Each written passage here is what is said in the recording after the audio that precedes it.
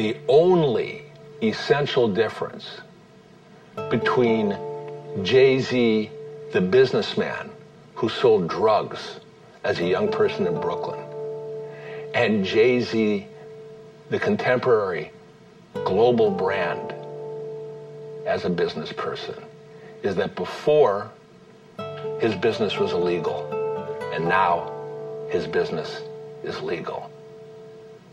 That's it.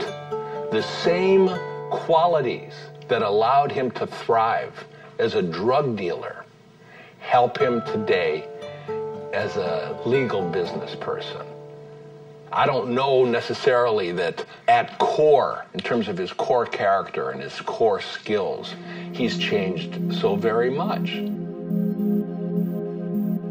I don't really get where the hate comes in sometimes. If you don't like him as an artist, fine. But if you don't like him as a businessman, I think that's a problem. How are you going to hate on this guy who's basically a self-made man? Jay didn't go to Yale. Jay didn't go to Harvard. Jay didn't go to boarding school. He didn't have those connections. He made himself. He took those steps, walked out of Marcy, and kept on walking. People who are members, particularly of an oppressed people, I don't care what their religion background is, when a member of that group rise to some kind of stature and able to generate resources, they owe something back to their people. If you're in Jay-Z's life and you're expecting to be there with him through thick and thin and kind of, you know, rock with Jay from the beginning to the end, I mean, I don't know. If you look at the history, you might be like, well, I don't know if I'm that important to his business for him to keep me around. He used a lot of people, and once he had whatever he needed from them, he just, you know, separated himself.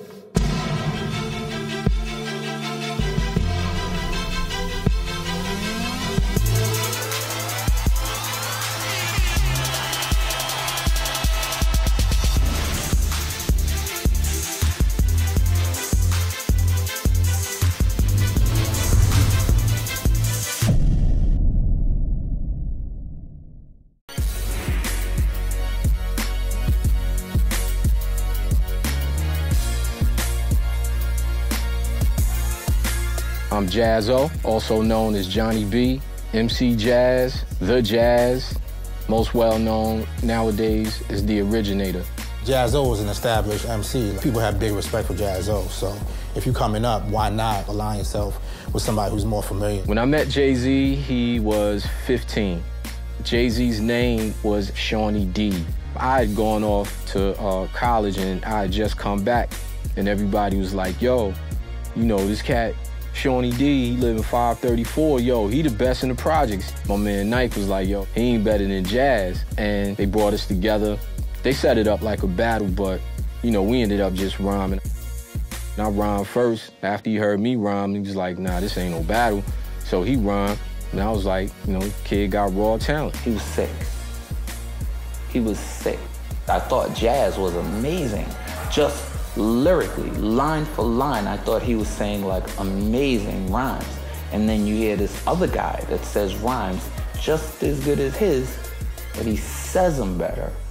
You're like, oh damn, what the hell's happening here? Eventually, I bought a drum machine, sort of educating him on song structure and the similarity to poetic writing and prose. When I'm rhyming, he's banging the beat, and vice versa. We started writing like little routines together. We became known as a little partner in the projects, and then more well known throughout Brooklyn. Jay has been smart enough to put himself in the right circles. It was a big brother, little brother situation, but I never presented it that way. I looked at him as an equal, and I treated him as such. Jaz-O introduced me to Jay, like super early in Jazz's career, like when Jaz first started making records. From the gate, he always just had a real steady flow, kind of like what you heard when him and Jaz did the record Hawaiian Sophie together. Look to my partner Jay, yeah, I saw it. Struck the shoulder, said, I can't call it. Flow is something that I think we probably don't emphasize enough in hip-hop when we talk critically about the actual skill. At the end of the day, he's who he is because he can rap better than pretty much everybody. By the time I was doing my first album, his name was Jay-Z. As far as him getting his name from me, you would have to ask him, but I mean, Jaz-O and Jay-Z, and his name is Sean, you do the, you know.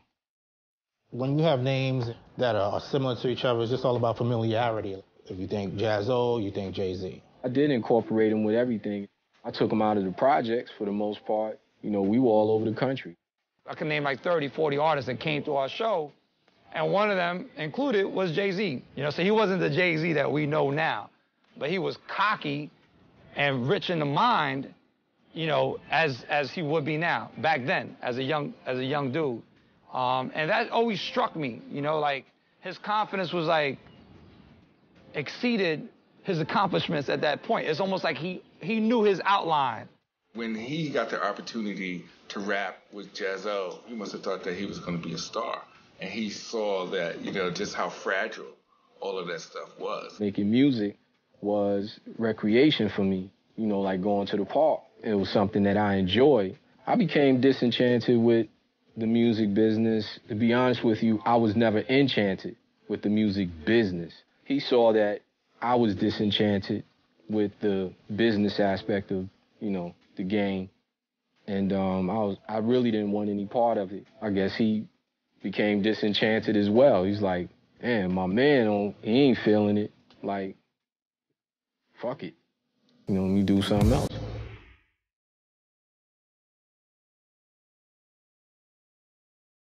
The very first time I met Jay-Z, he was rocking this piece. I was just glowing. It looked silver. It's like a silver piece. It was just glowing. And I had never seen, I rocked silver at the time. A lot of cats in New York was rocking silver at the time. So I was just like, yo, was that silver, dog? And he just gave me kind of like this laugh, like, ah, you know, like looking at Clark like they don't know. And I'm like, is that silver, though? You know what I'm saying? But he wouldn't answer. Well, later on, I found out that he was rocking platinum, which if you think about it, man, it's like, I don't know this kid. Nobody knows this kid from Brooklyn, but he's rocking a platinum piece before anybody knows what platinum jewelry is. So apparently he had to be getting money from somewhere. He wasn't getting money from the record industry at the time. Nobody was fucking with him. There's no way that there's a guy coming from the projects selling drugs, and he's changed his life around so much to where he's corporate gold. He's very genius-like. I think Jay-Z had a thirst or a strong hunger to attain riches. We all did to an extent because of where we came from. Growing up in Marcy was tough, but that was a heavy heroin era.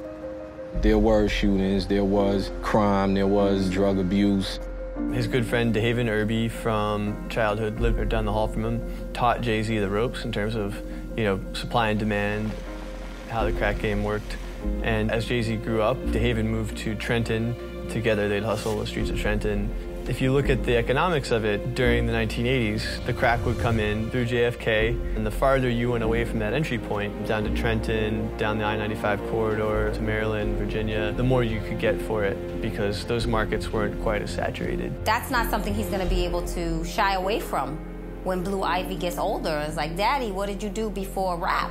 You know, he's going to have to address it because it's all over his records. You learn some valuable things on the street. You learn how to survive. You also learn how to read people just by looking at their eyes, a flinch here or there. You learn how to pay attention to everything around you, because not being aware of what's going on around you could be bad for your health. One of the things that he told me was that people always think that young black kids who are drug dealers are monsters, and that these kids aren't monsters, that they're just looking for a way. The black community tends to believe that if you are financially successful, then that justifies everything you've ever done. With all the economic suffering occurring in the black community, and this is true in a lot of third world countries as well, you find that people are willing to let you do pretty much anything if it's going to lead to financial success. So if you're selling drugs to little children and you get rich from it, people might say, well, that's not the best way to make money, but look how rich he is. I can only imagine that it's an experience he's had within his lifestyle that has helped shape who he is as a person, as an MC, as a businessman. Drug money was coming in, and you know, you have your car, you have your apartment. For a dude from Marcy, that's that can be kind of it for a lot of people. Like, yo, I made it. I got my crib, I got my car, I got a girl, I'm good. But he kind of saw beyond that and saw that there was more out there, and he knew that, you know, by being a drug dealer, being in the street, what he wouldn't get to where he wanted to be just doing that. Even though he had to return to the streets, and it took him a little coaxing to, you know, come out and do this again. I'm not sure how he and Damon Dash met each other, but it was a great experience for both of them. We started to drift apart around that time. I was still making beats, so every time he heard through the grapevine, he would give me a call. It's just more like we went our separate ways, but it was always still there. When I first tried to sign Jay, I was at Atlantic Records and East West Records, and they told me no. And when they told me no, I was mad. Because I was like, this guy is the fucking best. At the time when he couldn't get signed, most, particularly Def Jam, they were like, you're not LL Cool J. And then one day I was just like, someone needs to manage you, you need to let Damon manage you. So I introduced them, and from that point of introduction, they became very, very cool. Because they had somewhat of the same spirit, the same hustle spirit. That was the beginning of what was about to become something crazy legendary. Oh, we trying to take over the world, that's all. Interesting that Dame from Harlem and Jay from Brooklyn came together. Enough love, you know? Love is love, real recognized real. At least me growing up, coming up in the 90s, they were two different types of guys. If you were from Harlem, you were one way. If you were from Brooklyn, you were another. What I thought I saw with Damon was the fact that he was relentless for his artists. Dame Dash was integral to the success of Jay-Z, right? You know, Jay was always an observer. Jay, if you watched him, always sat back. He always put Dame in front of him. Damon's cool, and Damon has done a lot for Jay-Z. Regardless what anybody says, I know everybody says he's an asshole, he's arrogant, he's obnoxious, and he is. But so what? And in some aspects, who isn't? Damon knew from day one, man. No one saw him being the best hip-hop artist in history. No one saw him being the best businessman, you know, to hit, you know, Madison Avenue. I really think Dame knew and believed in Jay-Z, even more than Jay-Z believed in himself. I remember specifically whenever LL Cool J was in town, Dame would scoop Jay up and be like, yo, Dame, LL is over here.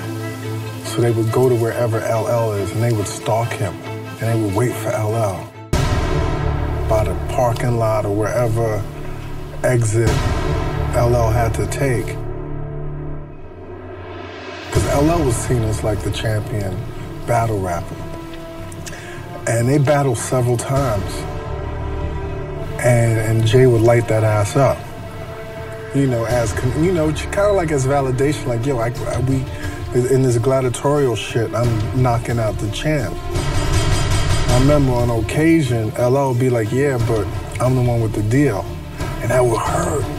You know what I mean? That would hurt, because it was factual. Like, yeah, you might be nice on this street shit, this MMA shit, but I got the belt. You'll never be in the league. Jay-Z, I believe, has an incredible sense of time. And I believe that translates from his music.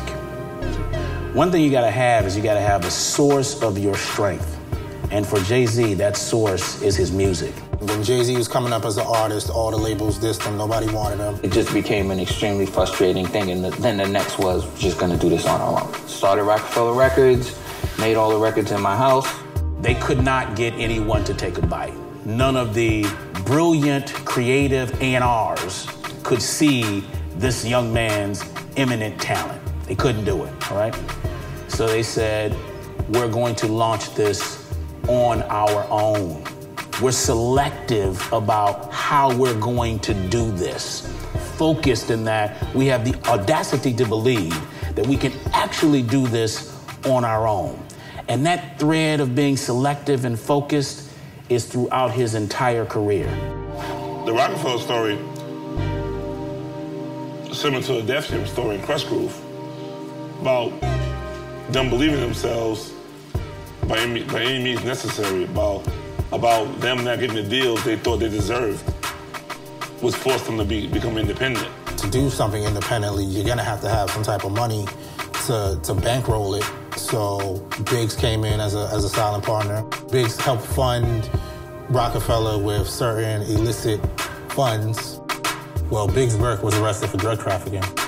Unfortunately, you could say he might not ever left that life. Jay-Z was a drug dealer too, so he put some money in. It was Biggs, Jay-Z, Dame Dash. So while Dame Dash was the executive, you know, doing moves on the label side of things, Jay-Z was the artist, and Biggs was just kind of there, the guy that everybody respected, but wasn't in front of the cameras. Just, you might have seen him in a picture here and there, but if you didn't know, you might have no idea who Biggs is. Legend has it, and I actually believed it in the very beginning, was when we were making this album, Jay was like, I'm only doing one, so we had to do it right. Jay-Z talking about making one album, it was good marketing, because it made people go, oh, you know, get people's emotions attached to that whole concept. And so when he comes out with music, it's like, oh, we better get it, because this might be the last one. I believe that he's calculated, so he thinks about what he's gonna do before he does it. He thinks about what he's gonna say before he says it. You can't count the chess moves that Jay's got going, because most of them we don't see. We were just trying to make a great album, have fun, make this money, and go ahead. The name of the album I'm speaking about would be his first one. It's called Reasonable Doubt. New album begins, you know? Dame locked a deal with a subsidiary of Priority Records, Moonroof Records. And the guy that ran Moonroof was this guy, Will Sokoloff. When they came to me, they were looking for a distribution deal. They were not looking for a record deal because they wanted to pay to make their own videos and do certain things, and they wanted a bigger profit. Around that time, Foxy Brown, 16 years old, was a rap phenomenon in New York. Because Foxy is Clark's cousin, Clark was like, you need to do a record with our artist, Jay-Z. I produced Ain't No Nigga for him. The word was, you know, that I didn't really do anything. I just pressed 6 buttons, but, you know, I did what other producers that made attempts to sample the same song and formulate it in a certain way, and it didn't work. And afterwards, you know, he came to me. That was the last record for that album. And I remember Damon playing that record over and over and over. I just remember specifically being at a party and Funkmaster Flex put that record on. The women ran to the dance floor. I was like, oh, this record is out of here. It became a runaway hit. We had to catch up to that. When they sold 500,000 records, the label owed Roc-A-Fella at least $1 million. Big was like, okay, where's our $1 million? And that's when the fuckery started. Even though Jay-Z is street smart, Dame is street and smart. Dame used to stress out and stress me out, like, yo, where's that check? Where's that check? I'm like, yo, it's coming. He's like, yo, you don't understand. Jay-Z's a street nigga. You don't understand, like, about checks take days or, like, 30 days deliverable or whatever. He's like, he wants his money now. When Priority was going to do the royalties, they realized that Roc-A-Fella was getting a percentage of my percentage. Instead of getting a check like their first check would have been like $250,000, whatever, the check would have been like $20,000, $10,000. Damon flipped out when he found out. Jay let Dame do that kind of thing. He wasn't the rapper that was going to be running up in the office with the guns and all of that stuff. Jay let Dame be the bad guy. They came to my office. I'm there working, they put it down, and they did this whole, like, gangster thing on me. And I told him, I said, this is like a mistake, man, you know, and he goes, I'm tired of being fucked over. I got this guy doing this. And I said, okay, whatever. So I signed it, they left. The next day, I called my lawyer, I told him everything that happened. We ended up negotiating. I signed a different release, not that one, but I signed another one, and that was that, it was over.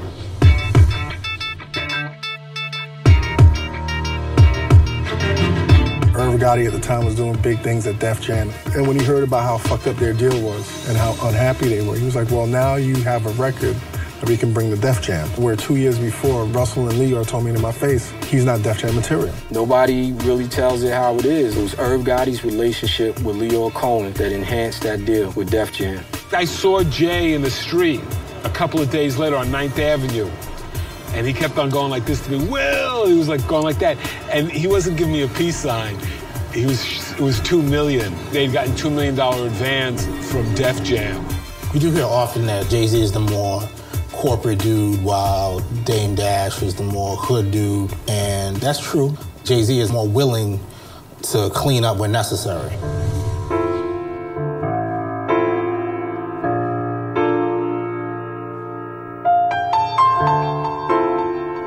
I was offered a deal on Roc-A-Fella Records, and I didn't accept it. The problem was, through my experience in the music business, it was a very shitty deal. So I declined, and they made a big deal out of that, like I'm some type of bad guy, or I didn't want to be involved. Of course I wanted to be involved. Jay-Z has an interesting pattern with mentors, which is that, you know, he'll identify someone who has a skill set, piece of knowledge that he wants to add to his own. When everybody saw him, you know, on his rise as far as his popularity and celebrity, they would always say, yo, where's Jaz? The case has been repeated throughout his career. He'll absorb all those qualities, become peers with his mentor, and then surpass them. In order for him to be what he chose to become, that was one of the ingredients for that recipe, is to separate himself to an extent from me. And I don't think that it was a hateful type of thing, but I think that it was what it was. When they needed me, or they could use me for something, I got a call. Besides that, I couldn't get in touch with anybody. All right, so Jay-Z's positioning in the industry today. He continues to break new ground. And the one word that I think has been consistent with Jay-Z throughout his career that has represented power is he's selective. Very selective. I think what I see in Jay-Z is more of being an opportunist. It wasn't just about me that sort of disappointed me. It was the fact that he had separated himself from a lot of the cats who helped him get to where he is today. When he was a kid, his father used to take him to the gambling spots in Brooklyn.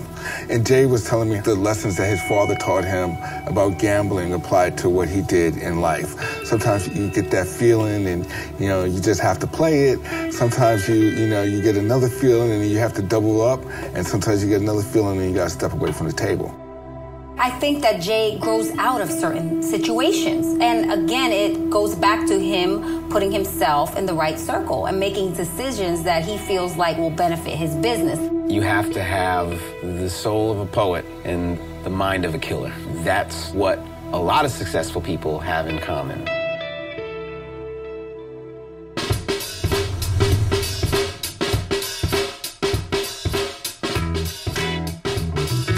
At the time, if you were an artist and you wanted to get some extra money, you would try to get an endorsement deal.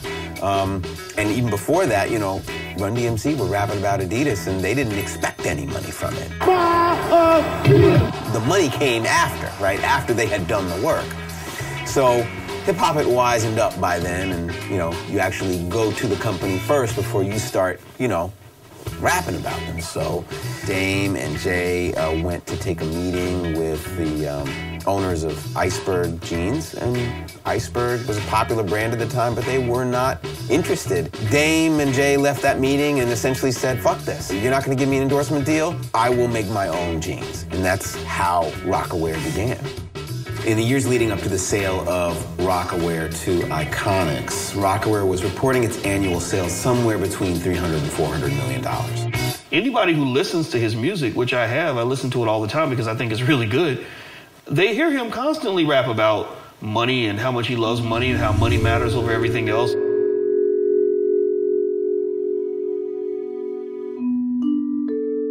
So every guy wants to be Jay-Z. They want to have, you know, just the life that he lives. They want to smoke cigars and drink on a yacht in Portofino, Italy. I believe that there are other values than money and the accumulation of money.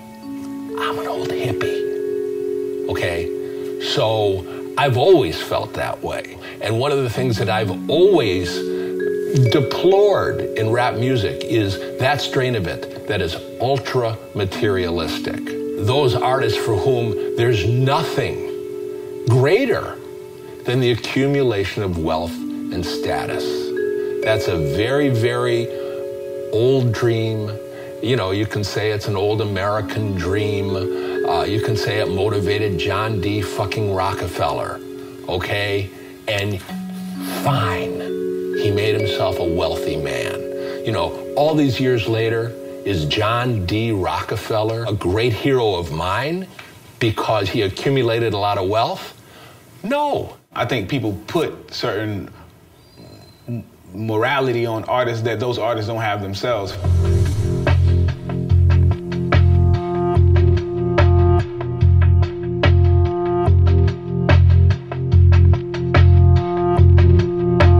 Back then, you know, we were all kind of singing it and talk money, cash, hoes, and it's all good. You know, I don't think that his intention was to just, oh, I'm just gonna go out here and degrade women. I don't think that was his intention at all. I think it was a part of the lifestyle that we were all living. I don't think that anybody ever expects Jay-Z to be a conscious rapper. There were things that he said that wasn't, you know, right. And when you think about it nowadays, at least when I think about it as an adult and who I am in my lifestyle, I'm like, that's not cool because I have daughters and I don't want them reciting that. If you were to put a dollar figure on Jay-Z's impact on the black community negatively, let's say he could take at least a couple $2 billion worth of responsibility.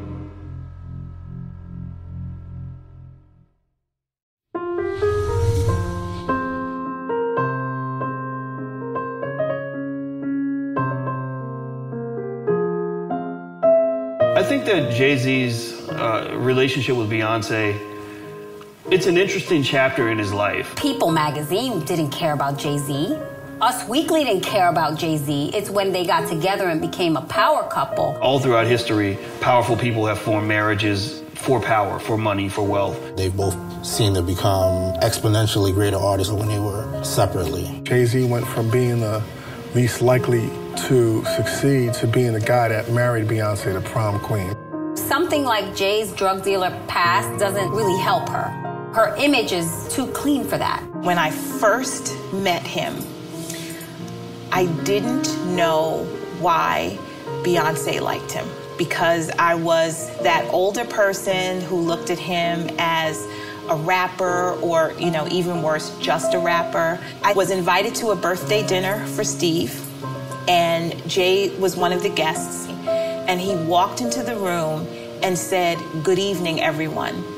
And I instantly got it. There was just a presence and a demeanor that just was not rapper. It was gentleman.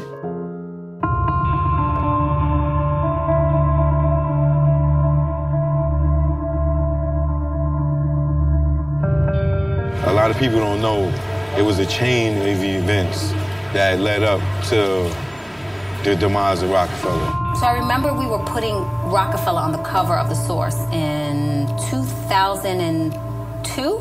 I don't think the Jay and Beyonce relationship was out there, but those pictures may have surfaced and they were together on vacation.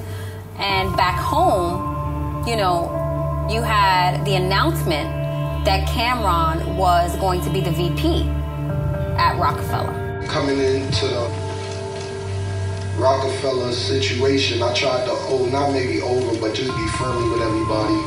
And the law wasn't necessarily given back. I don't know if Jay wanted me to be president or not, or whatever the case may be. People wasn't feeling that.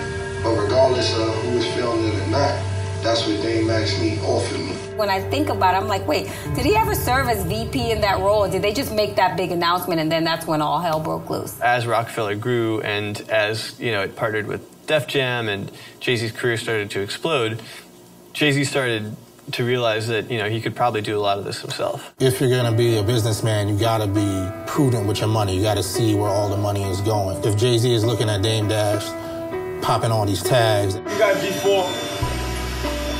I'm going to G4. Acting like the money's not gonna stop flowing. That's hot. Can I get one of these? Girl, you buy a $34 million jet, they give you a couple. Oh, they give you? He might start to feel the waves and be like, all right, man, you gotta dial back. Money wasn't no object. Roc-A-Fella was, you know, grossing like $400 million a year. Private jets everywhere. I don't think we ever flew commercial. We'd take a jet from New York to London, from London to Paris, from Paris to Amsterdam. We did it big. On the one hand, you have, Damon Dash and Roc-A-Fella trying to build a label. You've got to make other artists successful as well. Before anyone suspected Kanye to be what Kanye is going to be today, Damon and Biggs were like, listen to this. This is where hip-hop is going. It appears that Jay wasn't always on board with that. I think a lot of people believe that was a turning point in Roc-A-Fella. And there was a lot of shit going on. A lot of it. Where Dame spazzed out on people or fired them and Jay take them in. No disrespect to their agenda or nothing, but it was like mommy and daddy. You know what I'm saying? So mommy was crazy and, daddy was a little more level-headed. When I got to Roc-A-Fella, Jay wasn't in office. Jay ain't come to the office for the whole 4 years. But what I know now is someone in Dipset had a problem with someone in the Roc-A-Fella office and was blacking out in the office and spazzed out. A major reason for the breakup was his friends growing apart. Then it began with Dipset making songs going at Jay. That's when it went all wrong. Now your peoples is making diss songs at me, and you in the video. They talking about 2 more for Cam for taking over the Roc. And y'all, you co-signing this? All right, cool. I don't understand that. Y'all don't, Jay's not on Def Jam. Jay's on Roc-A-Fella. Jay had to call the marketing meeting for the Black Album, and nobody from the Roc-A-Fella staff was invited. How y'all got a meeting about Jay without me? How y'all make any decisions about Jay without me? He's supposed to okay this meeting because it's his label. But it's Jay-Z, it's Dame Dash. I'm a CEO too, nigga. I ain't got to tell you nothing. I'm handling my business. This is Jay-Z's business. Huh, John? Damon, how you gonna have a problem with me? Because I'm asking you because you here on Jay's behalf. John Manilli sitting right there. That's Jay-Z's manager. Dame fired him. Jay said, come over here. I bet you Jay don't know I wasn't invited. I bet you that. An email, now we discuss things through email. Y'all giggling and shit with my artist. He's not a Def Jam artist. He's a Roc-A-Fella artist. When you're coming up, you need that guy to be like, good cop, bad cop. You need that guy barking on cats like, yo, nah, this is what we need. But after a while, that might not get you any further. So are you gonna adjust or are you gonna move on? Jay's ultimate decision to sort of leave Roc-A-Fella, it feels like it was more about business than it was about anything else. But it really comes down to weighing, loyalty and business. And y'all not nobody in this room better than anybody in my staff. So how y'all having a meeting or make any decisions about Jay without my authority? That's what I don't understand. And it was clear. To me, it was looking through the lens. Dame might have been a little fuzzy. All of these people, who are all these people? How y'all talking about my artist career without me? Dame's pushiness became a liability. What the fuck you laughing at? So he had to leave Dame. Who called the meeting about Jay with all these nice people without me? John came to me this week. All right then, how do y'all call a meeting about Jay-Z without Roc-A-Fella? They didn't even nobody from Roc-A-Fella in here. You could call it detachment or you could call it ruthlessness, right? He's able to off with their heads when he needs to off with their heads. He went with people who saw corporate America as partners rather than enemies. So he, did more business with, John Manilli and Steve Stout. When Jay-Z makes a decision to enter into a business, is he already thinking about how that sets up the next move? Or does he anticipate there may be some resistance that may create the need to make a different move, right? I think he does. I believe that he's playing chess and many others are playing checkers.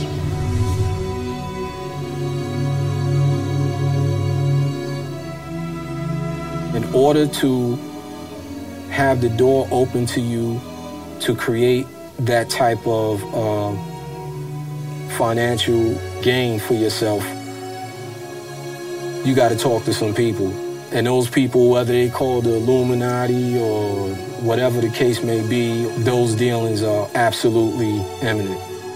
He's best friends with Gwyneth Paltrow and Chris Martin. What rapper do you know is like BFFs, got Gwyneth Paltrow in the club saying nigga and all that stuff. There's been all this talk about Illuminati and all of that, whatever. Like, you know, half of the hip-hop community doesn't probably understand what that is. I know for a fact that when President Obama was elected, there was a concerted effort amongst the black elite to control the thinking of African-American people. I know this because I was in some of those conversations. Being affiliated with the president, you know, to have Obama dusting his shoulder off. To the public, we look at it like, oh, Oprah and Jay, like that's her boy, or, you know, that's, again, putting himself in a different light than other rappers. Other rappers don't have that. Does the Illuminati exist? Is there a grand conspiracy to control celebrities like Jay-Z? I don't know. I haven't seen any evidence of that. But would it surprise me that the people are being manipulated? No, it wouldn't.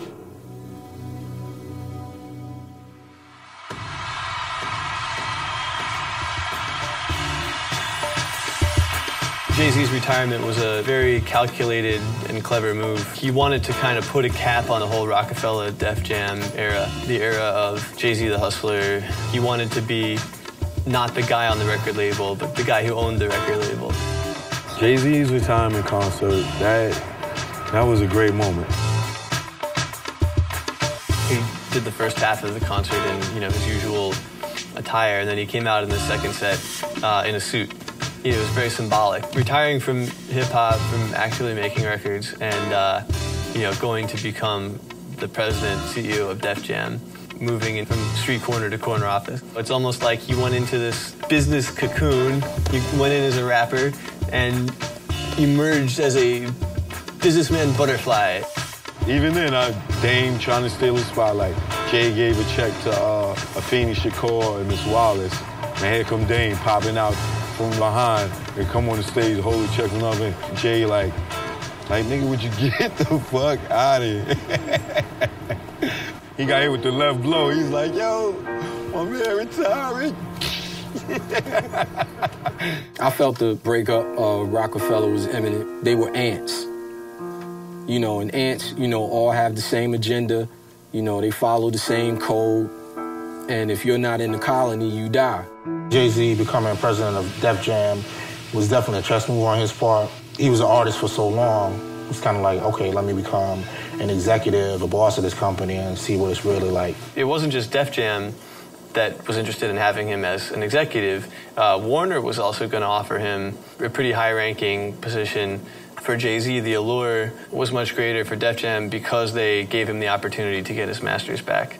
A label has the ability to repackage and sell masters to generation after generation after generation of cats. I think that any artist who manages to regain ownership of his master recordings has done something remarkable. Artists come and go. The recordings are more or less eternal, and they can be exploited indefinitely. So for someone like Jay to be in a position where he owns most of his masters of his catalog, I mean, that's an asset that is very rare. So shortly after Jay-Z accepted the deal to become head of Def Jam, he took Damon Dash out for dinner, and he said, I'm going to take this offer. You and Biggs can have full control of Roc-A-Fella Records. I want full control of my masters for Reasonable Doubt. And he says that Damon Dash turned him down. What Jay-Z ultimately did was kind of an end around on Damon Dash. He said, well, how about you make me CEO of Def Jam? Roc-A-Fella would be under that, kind of leapfrogging Damon Dash in the corporate totem pole. Damon Dash, of course, did not respond well to this. Initially, they gave him his own imprint, Damon Dash Music Group, but that fizzled out after a few months. The next time they saw each other was in an elevator at the Def Jam offices. Jay-Z was in a suit, and and Damon Dash was wearing jeans and sneakers, and he just kind of thought, man, this is a different dude than the dude I started out with. I interviewed Dame Dash and Kareem Biggs Burke in 2007. Can you elaborate more on what happened, or? That was my brother. To me, it was like a betrayal. But, it is what it is. I'm sure he felt he was right, the way he puts it, business is business. So that's the way he felt our relationship was. That's what it is. He made a request to the powers that be that when we sell the brand, that he maintained control of it and that we weren't part of it, and that's what he asked for, and that's what he got. It was a time where Damon Dash was really going like the downward spiral. There was so much news about him, like foreclosures and financial turmoil. When somebody sells a house in the newspaper, it's like a good thing. But when I sell a house, it's a bad thing. When I sell a company, it's a bad thing. When anybody else sells a company, it's a good thing. So I've never understood that. I'm not happy with my financial situation because I don't have $1 billion, and I want that. Until I get it, then yeah, I say that yeah, I mean, I'm not financially where I want to be. This was a time when Jay-Z was really shining. It was the year before he and Beyonce got married. I'm a fan of Jay-Z when he was Jay-Z, when he represented what we represented. But since then, I don't really listen to too much what he says, unless I hear he's talking about me. He's like a different guy, so we don't know. You know what I mean? He's not what we thought he was. So if you think that the Roc-A-Fella was like a mafia organization, do you think that he would have been whacked by now for his disloyalty to his brothers? I think you just said it. I mean, there are some mob terms that we sometimes refer to as we relate to him, but, you know, we weren't happy with what it was. It was a little embarrassing, you know what I mean, talking what we represented, but yeah, it is what it is, you know. Like this, if this was a mob, I don't think we would have been able to get to him. He probably would have been protected by somebody, you know what I mean? Still, to this day, Jay-Z is who he is, and Damon Dash is still being slandered in the news. Like, there was something out, I want to say yesterday, where he owes $162,000 in back rent, and the landlord said that they trashed the place. He had weed paraphernalia, drug paraphernalia, like just living in squalor, where Jay-Z is now just, nobody's touching him right now. I don't know any of the inner workings of their situation outside of their partnership. I mean, from the outside, yeah, it looked like some real crab shit. You can argue, yeah, he was with Jaz-O early, then they split. Him and Dame split. You know what I mean? There are a lot of situations that he's been in or relationships he's been in with people on a business level that he's grown out of. We don't know Sean Carter and who that person is. We only know Jay-Z. We only know who we've seen and watched in videos and heard on records, but we don't know, you know, about what could be his real circle. Jay-Z comes from a place where it's like, fuck the government, fuck this, fuck that. That's what the whole idea with hip-hop was. But now it's like, okay, now I'm working with these people. You know, I'm working for the man, and the man is working for me, and we're both making each other rich. Jay-Z does have more loyalty to his corporate partners. I don't think he cares that they're white. I think he cares that their money is green. Everybody's rocking Tom Ford because he has a song, a Magna Carta Holy Grail called Tom Ford. So Tom Ford is like, thanks, buddy. I believe Jay has a lot of influence on people. Jay was the guy who was like, take off your jersey and wear a button up, and dudes were walking around the hood with button ups on, and I was just like, really? If we're gonna be the ones idolizing him, then we need to look at ourselves and say, why are we idolizing someone who we know comes out here and promotes, you know, commercialism? When Roc-A-Fella sold itself back to Universal, they sold their 50% of the company for $20 million. A few years later, when Rocawear sold to Iconics, over $200 million. For Jay, who really made the majority of his money through the Rocawear sale, he knew that by selling that company at that time would create a variety of other opportunities for him. Money brings a lot of opportunity, and you can't underestimate the power of money. And I also think that for Jay, the selling of that deal signified to corporate America and to the business world that he was for real. There's Coca-Cola, there's McDonald's, there's IBM, there's Apple, there's Jay-Z. Once you realize that people believe you or believe your movement, you basically, I hope this doesn't come off crazy, but you can basically sell them anything.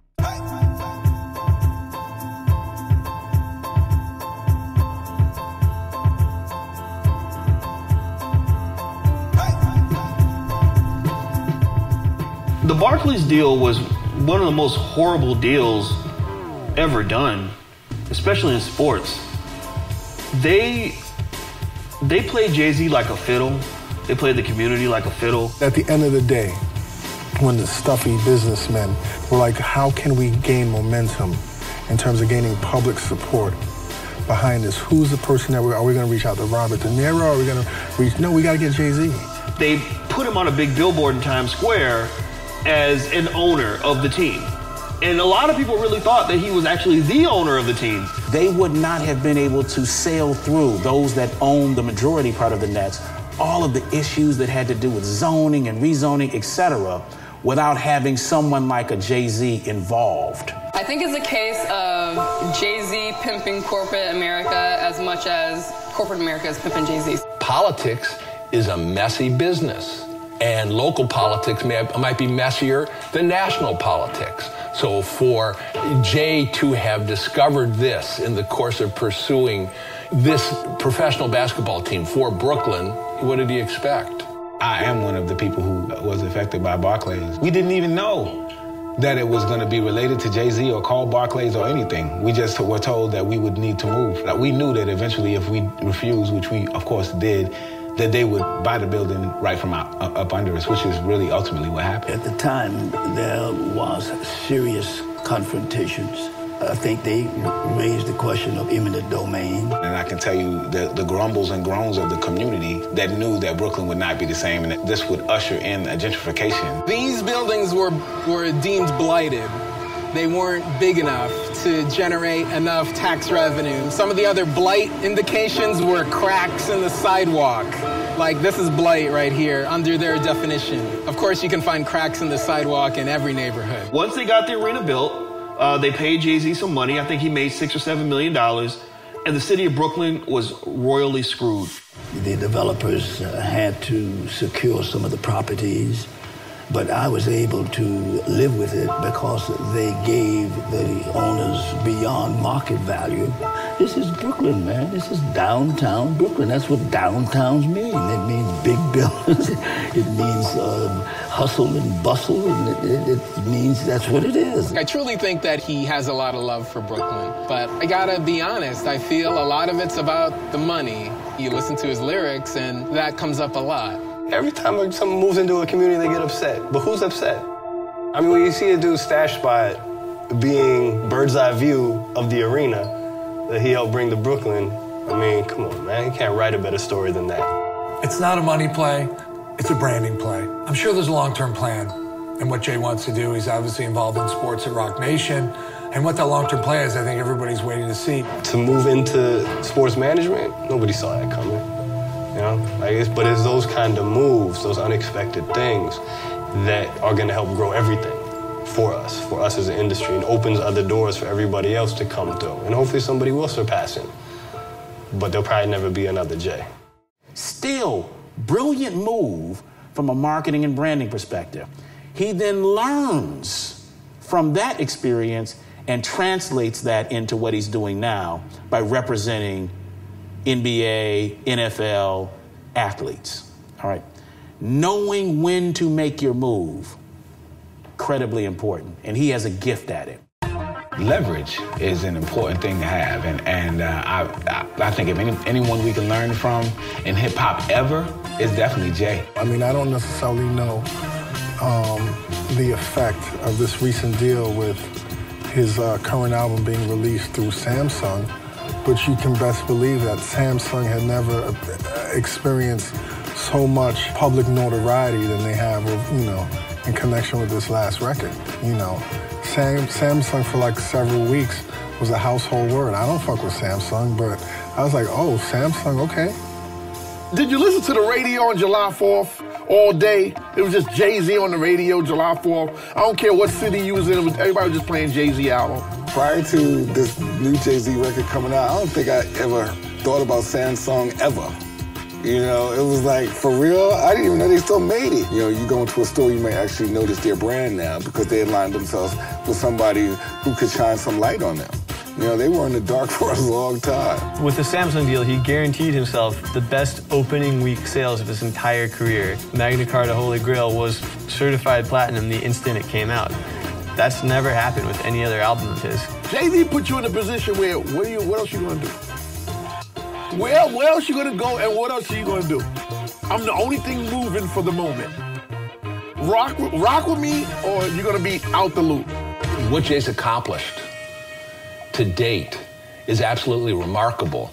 And I want to believe that he's mostly fairly satisfied with what he's accomplished. I don't believe it's going to tamp down his ambition to do more, but to my way of thinking, he hasn't devoted so very much energy yet to charitable and philanthropic pursuits. I think Jay-Z definitely has a responsibility to give back just because he's such an influential person. I think a lot of people want a hero or want somebody to be that hero, but ultimately it's up to that person to decide whether they want to do it or not.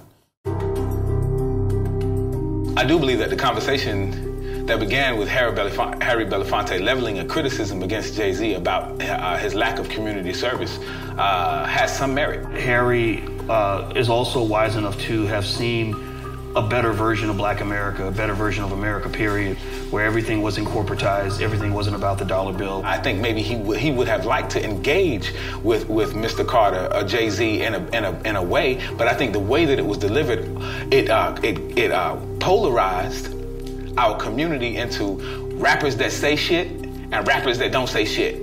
And the idea wasn't even about rappers that say shit or don't say shit, it's about rappers that do shit.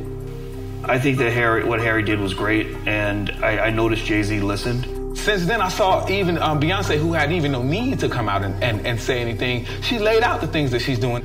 Now, Jay-Z, I think, took a different approach, and recently in his album Magna Carta, then delivered what he believed was his response to it. For him to use the word boy when referring to an 80-plus-year-old man, I think Jay-Z's response was incredibly immature and really borderline pathetic and incredibly disrespectful. When Harry Belafonte dies, people will remember him as an iconic figure that had an impact on the world that far transcended what he could do as a singer and as a dancer. Jay-Z will just be remembered as a nigger in Paris.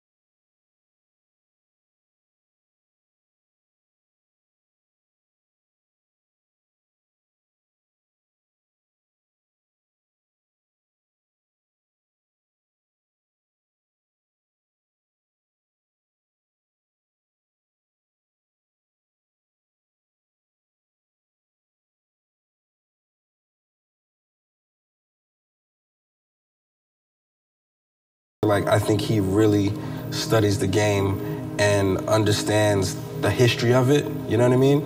but also is looking for ways to, excel it moving forward. But then that also comes from, I think, growing up in the killing zone of New York, where the competition is just murderous, literally and figuratively. I mean, you've got so many brilliant people you're competing against. You got people that want to fight you, want to kill you, want to sue you. And so it can make you paranoid. So you identify people as either your friend or your enemy, and enemies stay out. Everything he talks about is about strength and winning. But now he's a father. And with your kids, yes, you want to show them that you're strong, but you also show your kids sometimes that you're vulnerable. I believe we're going to hear and see some of that. The more human, the more relatable, even more accessible Sean Carter. This next evolution to me might be the most interesting.